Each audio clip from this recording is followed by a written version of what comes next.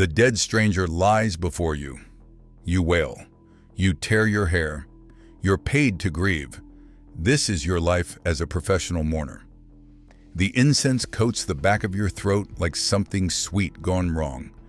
Candles stutter in the draft from an open door, and their light falls across the face of a man you have never met, a man whose name you learned only this morning. His children stand to your left, dry-eyed, stiff in pressed black clothes. They are watching you. They are always watching. And so you open your mouth, and from somewhere deep in your chest, you pull up that long, broken animal sound, and you give them what they cannot give themselves. You give them grief.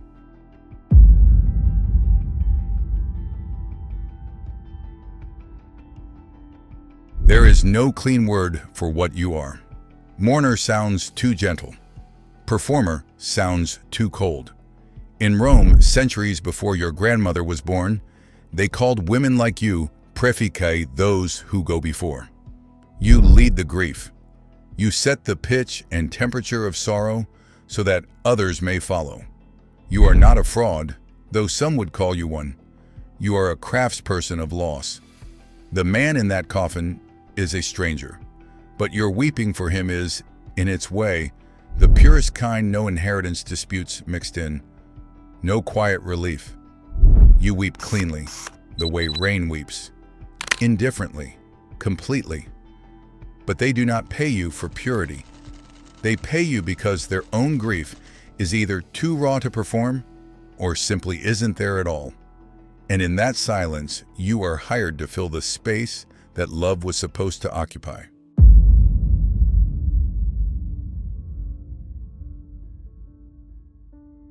You did not grow up wanting this. No child staring at the ceiling dreams of weeping for strangers. But life does not ask what you dreamed of.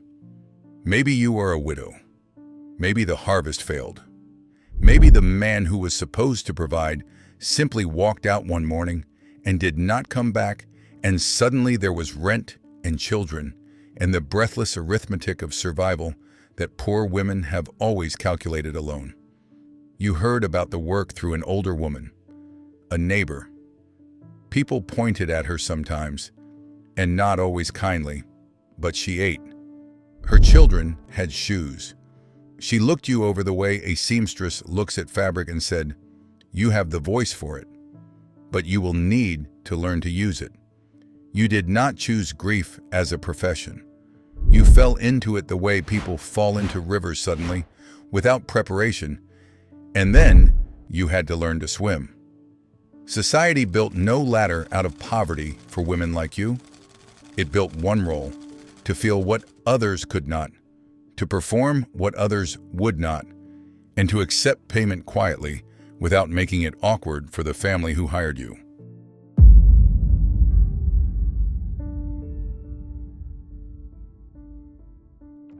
You arrive early. You need to see the room before the family fills it. The coffin's position, the fall of light, the distance between you and the people watching. You dress carefully. Dark fabric, heavy enough to rustle when you move. Grief should take up space when it enters a room. The wailing has a structure, though it sounds structureless from outside. It begins low, a moan below speaking, the sound of someone too stunned for proper crying. You hold that register for the first few minutes. Then you climb. The pitch rises the way a storm rises, gradually, and then all at once. You breathe in short pulls through your nose while the sound exits your mouth, cycling air so the wailing continues without interruption. It took months to master. Your teacher was not gentle. Again, she would say, "The dead cannot wait for you to catch your breath." Your hands go to your face. Your palms drag slowly downward, pulling the grief out through your skin. Your body rocks forward, backward, the same rhythm a mother uses to quiet an infant, except here you are quieting the room. Sometimes you scratch, lightly with your own nails along the jaw or neck. Not enough to draw blood usually, but enough to leave a redness. The body must show evidence of sorrow. Grief without a wound is difficult for an audience to believe, and there is always an audience. Even with your eyes closed, you feel their attention pressing against your skin. They are measuring you. Is this enough? Is this enough sorrow for what we paid? You give them more than they paid for. You always do.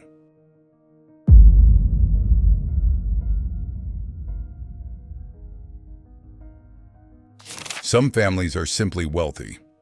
A funeral is a public statement, and the volume of mourning is a declaration of status.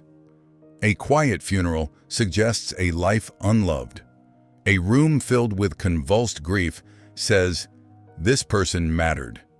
You are hired not to fake love, but to amplify the impression of it, to translate private sentiment into public spectacle. Because spectacle is a language that power has always spoken. And then there are the families who have no mourners to offer. People who die having spent their love so badly or been so thoroughly abandoned that there is genuinely no one left to weep. A son who feels obligation but not grief. A wife who feels relief. A sibling who processed their loss years ago while the person was still living. They hire you to fill the silence, to make noise in the place where love should have been. You gave up judgment some time ago. Your business is the sound and the tears and the way you hold your body in that room. Everything else belongs to them.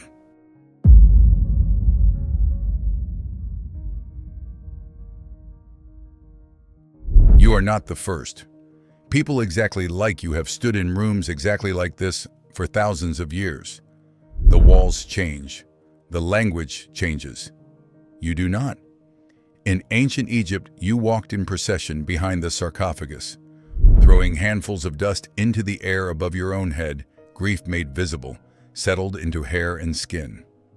Your function was not merely emotional, it was cosmological. You were part of the machinery of the afterlife. In ancient Greece, the threnody, the formal lament, was a professional art. Women trained in the cadences of sorrow sang real, structured songs even as they tore their hair and beat their chests. It unsettled the lawmakers enough that they passed legislation restricting the number of mourners, limiting the volume of wailing.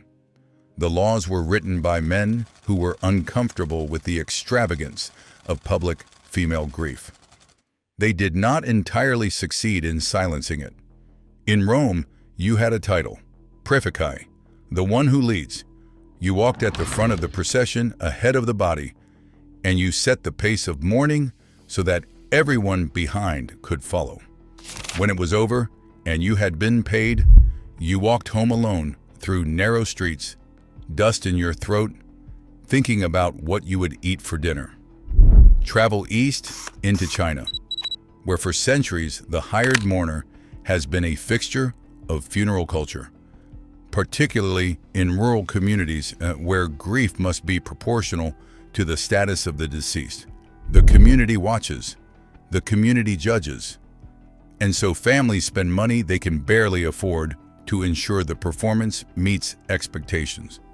The lineage is unbroken, from the earliest dynasties to the present day. You are ancient. Whatever else you are ancient.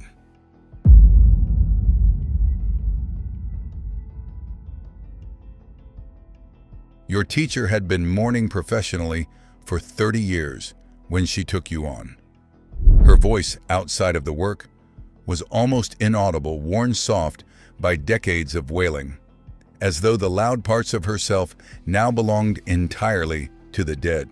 She taught you breath first, always breath. She taught you what she called the true face, the expression that reads as grief from 15 feet away, which is different from what grief actually looks like up close. From a distance, sorrow must be large and legible. Up close, it is subtle, ugly, specific. Your job requires both, and you learn to shift between them the way an actor shifts from stage to screen. Same substance, different scale. The tears are more complicated than you might expect. The body, under sustained effort, will eventually produce real tears without being asked. This is what your teacher aimed for. "I do not want you to think about sad things," she told you. "I want you to work so hard that the sadness comes on its own." She was right. There is a threshold, somewhere in the second minute of sustained wailing, where something in the body gives way. The tears arrive. They are physiologically real. What they are not, what they have not been for years, is connected to anything you actually feel.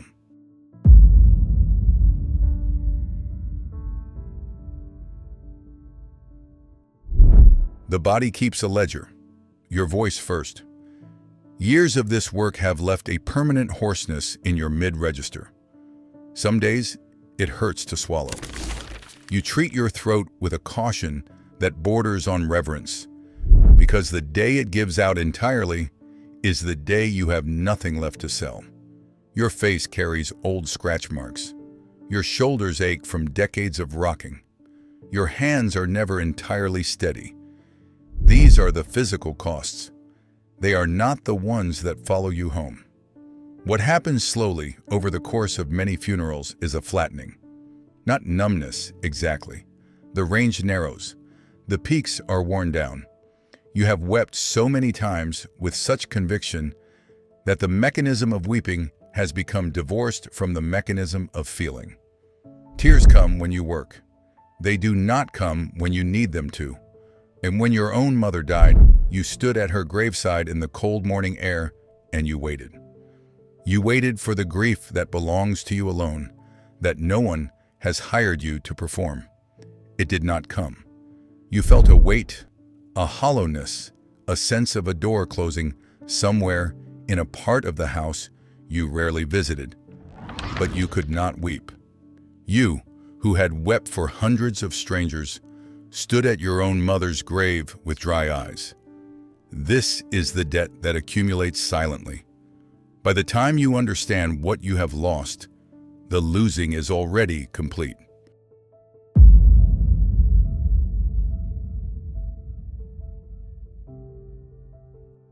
You might assume the modern world would have no need of you.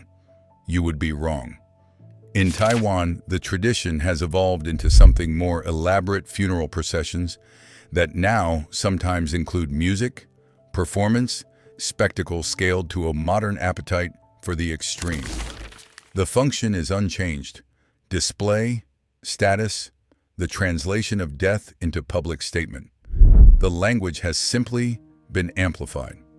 Across parts of the Middle East and North Africa, hired mourners continue working in communities where grief remains a communal responsibility, where a family's sorrow is the village's business, subject to standards no single family can always meet alone. Even in the West, quietly, people are hired to attend the funerals of the profoundly isolated, the elderly, who outlived everyone who loved them, so that the room is not entirely empty, so that the silence does not become unbearable. The world changes. The need does not. Today, there is another funeral. You put on the dark clothes. You drink the warm water.